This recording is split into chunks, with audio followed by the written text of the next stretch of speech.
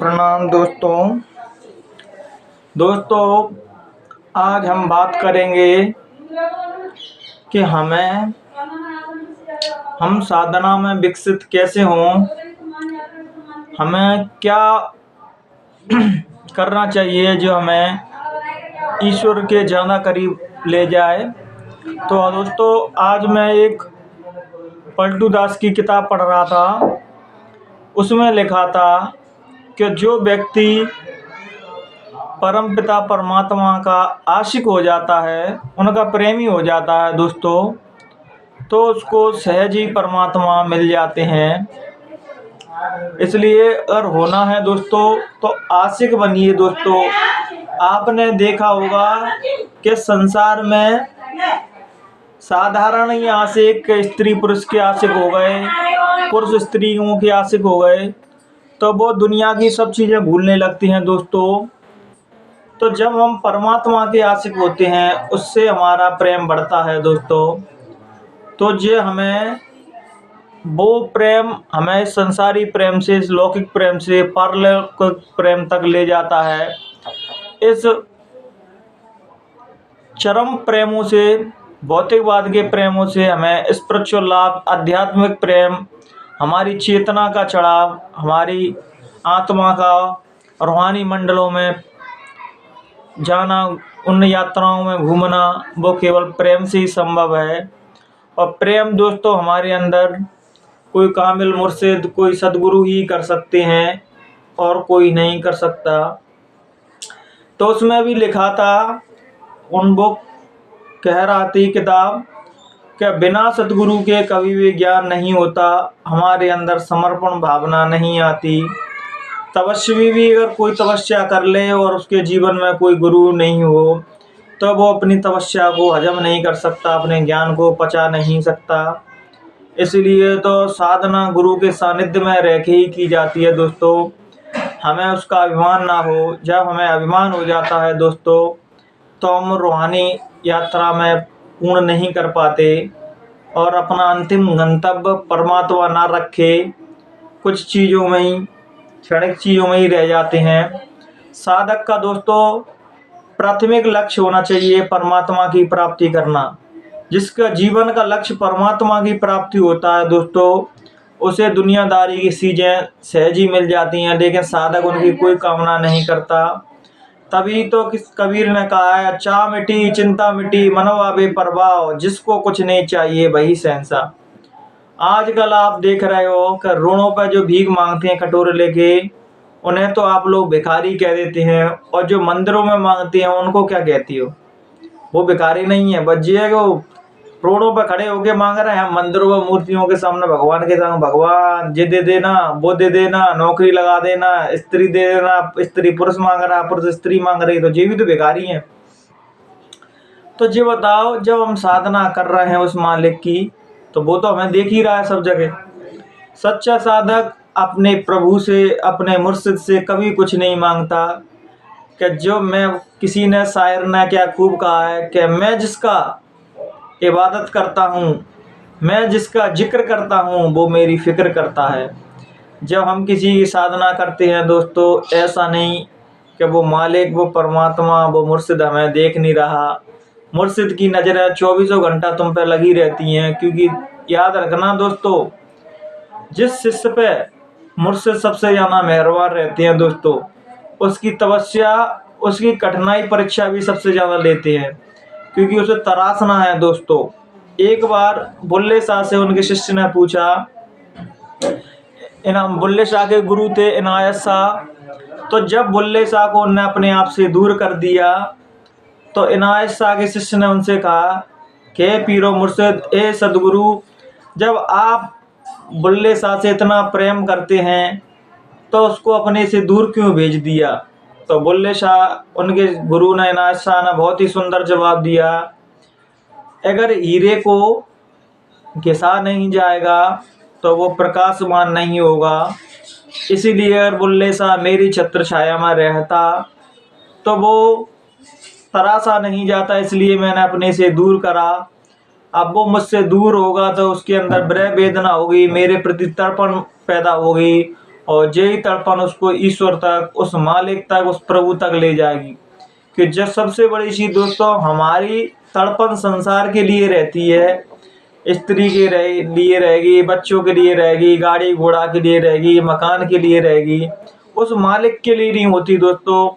और जब हमारे जीवन में कोई कष्ट आता है, कोई संकट आते हैं दोस्तों, तब हमारे अंदर से सच्ची हृदय से पुकार निकलती है जो परमात्मा तक पहुंचती है।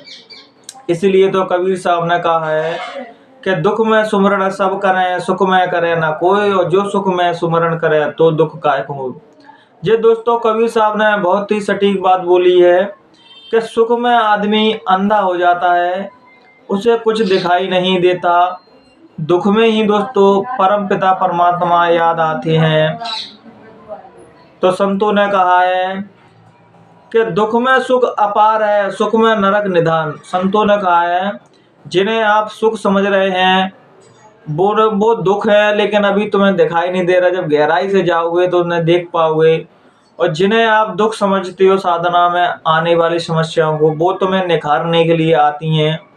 तो साधक के जीवन में कुछ भी होते रहे, लेकिन उसे अपने इष्ट पे, अपने गुरुदेव पे पूर्ण भरोसा रखना चाहिए कि वो एक ना एक दिन मेरे जीवन की डोर उस मालिक से, अपने रूहानी स्वरूप से मिलवा देंगे दोस्तों। ये शरीर तो सतगुरु पंच भौतिक का हमें जीवों को चेताने के लिए धरते हैं दोस्तों। वास्तविक स्वरूप तो उनका कहीं और ही रहता है। जैसे कि ओशो ने कहा था कि जिस दिन आप मुझे प्रेम से पुकारोगे तो शरीर की मर्यादा मैं उसके सामने उपस्थित हो जाऊंगा। ऐसे कोई भी सदगुरु रहते हैं, जब कोई शिष्य उन्हें अथर प्रेम से, जब प्रेम पीदना से बुलाता है, प्रेम से भर के आंसुओं से बुलाता है दोस्तों, तो सदगुरु को आना ही पड़ता है। तभी तो कहा है प्रेम गली आया ही नहीं, प्रीतम का दिखाना क्या जाने। जिसने कभी प्रेम किया ही नहीं, वो प्रीत निभाना क्या जाने। प्रेम दोस्तों या संसार का हो या परमात्मा का हो, तड़पना दोनों ही प्रेम में रहता है। या भौतिकवाद हो या आध्यात्मिकवाद हो। भौतिकवाद में अंतर इतना है दोस्तों कि तड़प तड़प के ही रह जाता है, उसे पूर्ण नहीं हो पाता। और आध्यात्मिक स्पिरिचुअल लाइफ में जो प्रेम होता है ईश्वर से दोस्तों, उस तड़प में भी एक अलग ही मजा रहता है दोस्तों। और उस मजे में दोस्तों एक आनंद आता है। भक्त उस आनंद में डूबता जाता है और वो एक ही कामना करता है कि हे मालिक, तुम मुझे दर्शन देना या ना देना, लेकिन जो आनंद मुझसे जो अभी मेरे अंदर उमड़ रहा है वो कभी ख़त्म नहीं करना। तो यात्रा जब साधना की पूर्ण हो जाती है, उसमें इतना रस नहीं, उतना आनंद नहीं जो यात्रा पे चलने में है। उसमें एक अलग अलग आनंद आता है। रोज़ नए नए टास्क आते हैं साधक के जीवन में, वो उसको और निखारते हैं और परिपक्व करते हैं। तो साधक लोग जो होते हैं वो सभी में ईश्वर की ही कामना समझ के जीवन को जीते हैं। इसमें भी प्रभु की इच्छा होगी, इसमें भी उस मालिक की कुछ इच्छा होगी। और जो मालिक के स्वरूप संत महात्मा रहते हैं, कबीर दास कहते हैं कि संतों में और उस मालिक में कोई भेद नहीं है। और जो उनमें भेद करता है वो कभी परमात्मा को, भगवान को, खुदा को, गॉड को कभी नहीं समझ सकते। जो संत महापुरुषों को मानते हैं, उनको जहाँ कहीं भी देख के उनके चरण स्पर्श करते हैं, उनसे प्रेम करते हैं दोस्तों, उनसे भगवान परमात्मा हमेशा प्रसन्न रहते हैं। क्योंकि संतों के कहते हैं परमात्मा के जो आशिक हैं वो प्रेमी हैं, वो संत लोग हैं। परमात्मा संतों से बहुत प्रेम करते हैं, संत लोग परमात्मा से बहुत प्रेम करते हैं। तभी तो भगवान ने कहा है कि हरि रूठे तो ठोरे, गुरु रूठे नहीं ठोर। कबीर साहब ने कहा है। परमात्मा खुद कहते हैं कि एक दफ़ा तुम मेरी रिस्पेक्ट नहीं करना, मेरी इज्जत नहीं करना, तो मुझे इतना कोई फर्क नहीं पड़ेगा। लेकिन मेरे किसी भक्त का, किसी शिष्य का अनादर नहीं करना, नहीं तो आप बहुत गफलत में फंस जाओगे। और आज हम लोग यही करते हैं कि मंदिर मस्जिदों में तो पूरी आस्था के साथ जाते हैं, पूरे भक्ति भाव में डूब जाते हैं। जब मैं कोई संत महात्मा रोड पे मिल जाते हैं तो हम उनसे गाली या शब्द पता नहीं क्या क्या कहने लगते हैं। जब सोचो आप, परमात्मा तुम्हारे शरीर रूप में आ गए, संतों के रूप में, किसी शिष्य के रूप में, किसी भक्त के रूप में, किसी साधक के रूप में, तो हम उसको स्वीकार नहीं कर पाते। क्योंकि हमें हमें रस, सब लोगों को रस आता है जिसे पूजने में। जो कुछ बोले ना और कुछ कहे ना, हम जैसी पूजा पाठ करें उसमें सहमति हो जाए। और संत महापुरुष इनसे कभी सहमत नहीं होते। संत महापुरुष कहते हैं कि दिल का उजरा साफ कर, जाना है तुझ दूर। उस मालिक के दरबार में जाना है तो तुम्हें अंतःकरण की सफाई करनी पड़ेगी। और ये सफाई किसी सदगुरु के सानिध्य में ही रह के हो सकती है। तभी तो कबीर ने कहा है कि गुरु कुमार शिष्य गढ़ा, नख नख मारे चोट, अंतर हाथ सहारा दे, बाहर मारे चोट। तो गुरु और शिष्य होते हैं। बाहर तो शिष्य में गुरु चोट मारता रहता है और अंदर उसका हाथ पकड़े रहता है, क्योंकि चोटों से ही शिष्य निकलता है, शिष्यों को परिपक्व किया जाता है। दोस्तों, चोट उसी को मारी जाती है जिसको कुछ दायित्व देना हो, कुछ आगे रूहानी दौलत देनी हो। क्योंकि जब तक वो निपुण नहीं होगा, उसके अंदर क्षमा, प्रेम, संपूर्ण मानवता के लिए प्रेम नहीं आएगा, सबको एक दृष्टि से नहीं देखेगा, तब तक इसको वो योग गुरु कहते हैं, इसको ये योग देने नहीं। जब वो इसको ऐसा बना देते हैं किसी शिष्य को, तब वो रूहानी दौलत देते हैं। दोस्तों, कोई भी महापुरुष, कोई भी संत इस धरा से जब शरीर छोड़ के जाते हैं तो अपने रूहानी शक्तियों को कहीं लेके नहीं जाते। जो शिष्य योग हो जाते हैं, जो प्रेम से भर जाते हैं, संपूर्ण मानव जगत से, पशु पक्षी, पूरी प्रकृति से प्रेम करने लगते हैं, उन्हें वो रूहानी दौलत, उन्हें स्पिरिचुअल की शक्तियाँ, पावर हैं, वो मिल जाती हैं। क्योंकि अब ये मेरे दिए हुए ज्ञान को संपूर्ण मानवता में, संपूर्ण जीव को बांटेगा, निस्वार्थ होकर बांटेगा। जब ऐसे कोई शिष्य हमारे बीच में आते हैं, हमें उनका आदर सम्मान करना चाहिए, उनके साथ बैठना चाहिए। दोस्तों, उनके साथ बैठने से हमारी भक्ति बलवती होती है, हमारे अंदर परमात्मा की जिज्ञासा उठने लगती है। दोस्तों, कहा भी है कि संत महात्मा नहीं होते इस धरती पे तो हमें उस मालिक की कभी याद नहीं आती। क्योंकि उन्हें देख के लगता है कि जरूर इनको कुछ ना कुछ मिला होगा, तभी तो संसार से विरक्ति होके उस परमात्मा की ओर चल पड़े। अब जब बताओ, इस संसार में जब कुछ नहीं मिलेगा तो अब क्यों जाएगा साधक, क्यों कुछ करेगा? क्योंकि वो जानता है जो तुम्हारे पास चीज़ है वो अस्थायी है, और जो परमात्मा के रास्ते पर चलता है दोस्तों, उनके जीवन में एक स्थायी चीज़ आता जा जाती है जो मरने के बाद भी ख़त्म नहीं होगी। हम सब लोग वो चीज़ इकट्ठी करते रहते हैं जो मरने के बाद हमसे छीन ली जाएंगी। दोस्तों, हम कभी उसकी ओर ध्यान नहीं देते जो हमारे मरने के बाद भी जाएगी।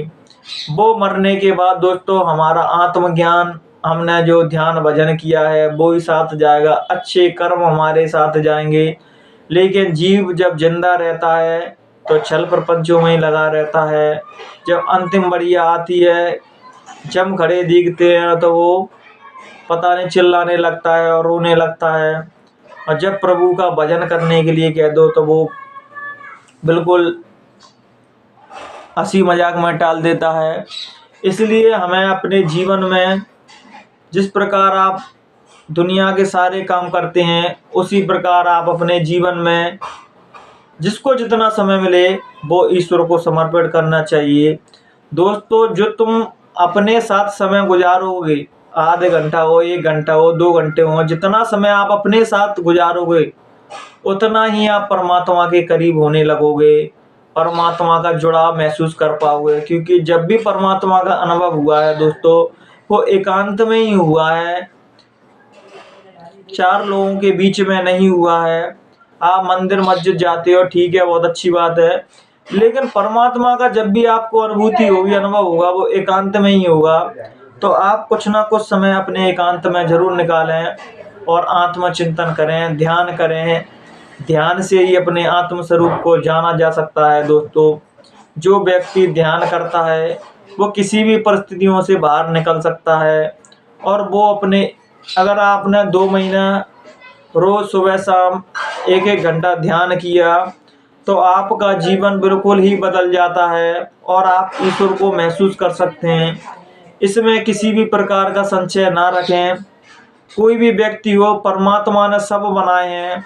बहुत से लोग वो तो ध्यान भजन इसीलिए नहीं करते, अरे हम छोटी जाति के हैं, हमें तो भगवान मिलेगा ही नहीं। ऐसा कुछ नहीं है दोस्तों। जाति न पूछो साधु की, पूछ लीजियो ज्ञान, मोल करो तलवार का, पड़ी रहने दो म्यान। उसके यहाँ कोई भी जाति, कोई मजहब, कोई अमीरी गरीबी, गोरे काला, कोई भेदभाव नहीं रहता। सीधा गणित है माँ कि जो व्यक्ति उसका भजन करेगा, चाहे वो कोई भी हो, उसको मिलना उसका दायित्व हो जाता है, उसकी देखभाल करना उसका फर्ज हो जाता है। तो आप इस चिंता में ना पड़ें कि भजन भजन तो कोई ब्राह्मण ही करेगा या कोई उच्च कुल के आदमी ही करेंगे। भजन पे दोस्तों किसी का भी अधिकार नहीं है, परमात्मा की भक्ति पे जो करेगा उसको उसका फल जरूर मिलेगा। सीधा गणित और सीधी बात ये होती है कि जो कोई भी उसका स्मरण करेगा सच्चे हृदय से, उसको भगवान जरूर मिलते हैं। आपने देखा होगा इस धरती पे तरह तरह के महापुरुष आए, अलग अलग जाति में आए, तो क्या परमात्मा उनको नहीं मिला? कबीर साहब अलग जाति के थे, रविदास अलग जाति के थे, तुलसीदास अलग जाति के थे। तो जितने भी संत अलग अलग कौमों में भी आए, लेकिन परमात्मा ने उनको दर्शन दिए हैं। इनसे हमें सीखने को मिलता है दोस्तों कि परमात्मा के यहाँ कोई भेदभाव नहीं है। भेदभाव हम लोगों ने बना दिए हैं कि जो हिंदू है, जो मुस्लिम है, जो ईसाई है, सिख है। और संत महापुरुष जो सच्चे संत होंगे दोस्तों, वो किसी में भेदभाव नहीं करेंगे।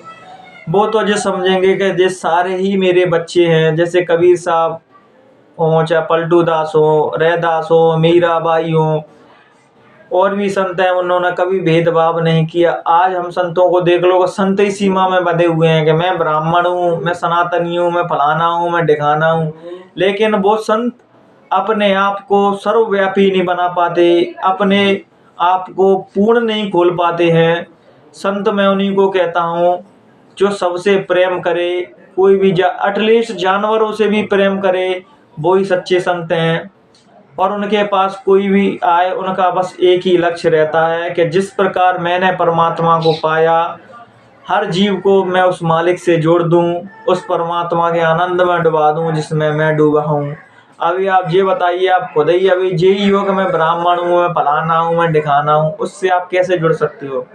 तभी तो कहा है कि जात वर्ण कुल कोई, जो भक्ति करता है उसकी कोई जाति कोई मजहब नहीं रहता। उनका तो प्रेम ही जाति है, प्रेम ही मजहब है। उनको तो सबसे प्रेम करना है। उनके दरबार में कोई भी हो जाए, कोई भी पहुंच जाए, उनको वे जीवन जीने का रास्ता बताते हैं और गृहस्थ आश्रम में रह के ही परमात्मा से मिलाने की बात करते हैं दोस्तों। जंगलों में भाग जाना परमात्मा का असली बात नहीं है। असली चैलेंजिंग काम और महत्वपूर्ण काम दोस्तों घर में रह के भी उसका भजन करके सन्यासियों की तरह रह के भी आप प्राप्त कर सकते हो। लेकिन अपने जीवन का लाइफ स्टाइल ऐसी बनाएं कि जैसे कोई सन्यासी रहता है। अगर आप दोनों टाइम भजन कर रहे हो, हाँ सच्चे हृदय से भजन कर रहे हो, कोई गलत काम नहीं कर रहे, मानवता के काम कर रहे हो दोस्तों, तो आप घर में भी रह के उस मालिक को पा सकते हैं। और आप जंगल में रह रहे हो, किसी आश्रमों में रह रहे हो, गलत काम कर रहे हो, उसका भजन इबादत सच्चे हृदय से नहीं करते, तो आश्रम में भी रह के वो आपको नहीं मिलने वाला, ये मैं गारंटी दे रहा हूँ आपको। और जिस दिन आपने अंतर की गंदगी त्याग दी, अंतर का हृदय साफ हो गया आपको, तो आप जहाँ भी होंगे माँ आपके साथ परमात्मा रहेगा। और जिस दिन ऐसा हो गया, आपने अंतःकरण की सफाई कर ली दोस्तों, तो परमात्मा उनके अंग संग हो जाते हैं। तभी तो कहा है कि तू करता तू भयो, मुझ में रही ना हूँ। जब तक हम उसका स्मरण कर करके अपने मैं भाव को, अपने अहंकार भाव को गिरा देते हैं, तो हमारे अंदर वो विराजमान हो जाता है। वो कहते नहीं, प्रेम गलियत साकरी जा में दो ही न समय। प्रेम जहाँ होगा वहाँ दो नहीं हो सकते, एक होगा। आज आप देख रहे हो प्रेम की परिभाषा स्त्री पुरुषों के पीछे भाग रही हैं, पुरुष स्त्रियों के पीछे भाग रहे हैं, तो प्रेम में तो दो की जरूरत ही नहीं है। तो एक स्त्री ने अपने आशिक से पूछा कि तुम मुझसे जुदा होके कैसे रहे? तो आशिक ने बहुत ही सुंदर उत्तर दिया, बहुत ही प्रसन्न और बहुत ही आनंदित रहा। तो प्रेमिका ने पूछा, वो कैसे रहा है? कि तुम मुझसे दूर कभी थे ही नहीं, तुम तो मेरे हमेशा पास ही थे। दूर तो तुम्हारी दृष्टि देख रही है, मैं तो तुम्हें कभी अपने से दूर समझा ही नहीं। इसी प्रकार दोस्तों, परमात्मा हमसे दूर नहीं है, हमारे अंग संग ही है। बस हमारे अंदर अज्ञान के पर्दे डले हुए हैं, इसलिए हम नहीं देख पाते। जिस दिन वो अज्ञान के पर्दे हट जाएंगे तो परमात्मा का अपने अंदर साक्षात दर्शन करेंगे।